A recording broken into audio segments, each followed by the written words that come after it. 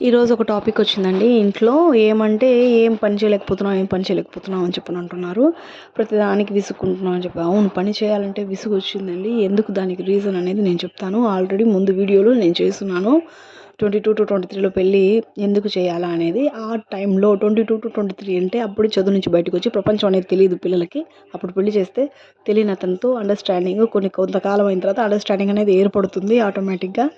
వాళ్ళకి పిల్లలు పుట్టినా ఒకరిద్దరు వచ్చినా వాళ్ళు మేనేజ్ చేసుకోగలరు. తర్వాత వాళ్ళ అమ్మా నాన్న పిల్లలు చేతికి అందుకు వచ్చిన తర్వాత వాళ్ళ అమ్మా నాన్నని సర్టెన్ ఏజ్లో వాళ్ళకి బాగలేనప్పుడు పిల్లల చేతికి అంది వచ్చినప్పుడు వాళ్ళకి ఈజీగా ఉంటుంది. ఇటు పిల్లల్ని ట్యాకిల్ చేసుకోగలరు, పిల్లల్ని చూసుకోగలరు, కొంచెం చెప్తే అర్థం చేసుకోగలరు, ఇటు పెద్దల్ని చూసుకోవచ్చు.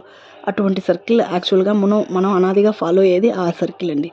ఇప్పుడు ఏంటంటే ఈ జనరేషన్లో ఇప్పుడు ఎన్ని చూసి లేదు, మా అమ్మాయి కొంచెం ఇండిపెండెంట్గా ఉండాలా, ఎవరి మీద డిపెండ్ అవ్వకూడదు, ఎవరితో మాట పడకూడదు, తన సంపాదన ఏదో తన కాళ్ళపైన నిల్చుకోవాలా అనేది ప్రతి ఒక్కరూ చేస్తున్నది తప్పు కాదు. కానీ 22-23లో చేసి ఆ అబ్బాయి జాబ్ ఇప్పించుకుంటాడని ఇప్పుడు చాలామంది చెప్తున్నారు.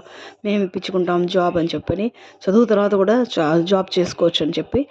సో అట్లా వెళ్తే అండర్స్టాండింగ్ అనేది మైట్ బీ కొంచెం మెరుగవచ్చేమో. కానీ 30 తర్వాత అండర్స్టాండింగ్ అనేది అప్పటికి ఏమైపోతుందంటే లైఫ్లో వాళ్ళు ఇండివిజువల్గా ఉండేవాళ్ళు ఇంకొకరు కొత్తగా వచ్చిన వ్యక్తితో మింగిల్ అవ్వలేరు అని నా అభిప్రాయం. ఏమంటే 30 తర్వాత ఒక్కరిని మాత్రమే కనగల కెపాసిటీ. ఏమంటే హార్మోన్ ఇంబ్యాలెన్స్ చాలా ఉంటాయి, వర్క్ స్ట్రెస్ అని చెప్పని, ఏజ్ ప్రాబ్లమ్స్ అని చెప్పని ఏమైనా ఉంటాయి. అట్లా ఆ పిల్లలకి, చిన్నపిల్లలకి పెంచడము, ఆ ఓపిక, ఆ టైంలో పెద్దవాళ్ళ సపోర్టు, ముసలి వాళ్ళు అవడంలో ఆ సపోర్ట్ కొంచెం లెస్ అవ్వడము, వీళ్ళకి ఆరోగ్య పరిస్థితులు అంటే వాళ్ళు చేయలేకపోతే వీళ్ళే చేసుకోవడము, పిల్లలు పెరుగుతుండే కొద్దీ గోరుముద్దలు పెట్టడం, వాళ్ళ వెనక తిరగడము, అవన్నీ కొంచెం కష్టం అనిపిస్తుంటాయి. వాళ్ళకి వండి వార్చి పెట్టి చాలా వాళ్ళతో పాటు సమానంగా పెద్దల్ని చూసుకోవాలి అంటే ఏజ్కి వాళ్ళు ఏజ్ అయిపోయి ఉంటుంది. అట్లా ఇద్దరిని బ్యాలెన్స్ చేయాలంటే చాలా కష్టము. అదే 22-23 అంటారా, పిల్లలు కొంచెం చేతికి అందొస్తారు.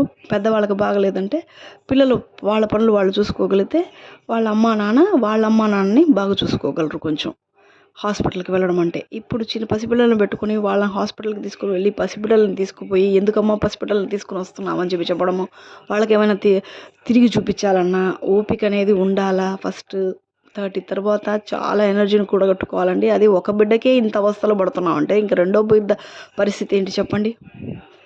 అందుకని మన సర్కిల్ అనేది అదే విధంగా ఫాలో అయితే చాలా మంచిది. ఒక ఇండివిజువాలిటీ వల్ల ఇప్పుడు 30 తర్వాత పెళ్ళిళ్ళు చేసుకునేవి ఎందుకు నిలబట్టలేదు, ప్రతి ఒక్కరు డైవర్స్ మూలంగా పోతున్నారు అంటే వాళ్ళ స్వేచ్ఛ, ఫ్రీడమ్ అనేది హరిస్తున్నారు.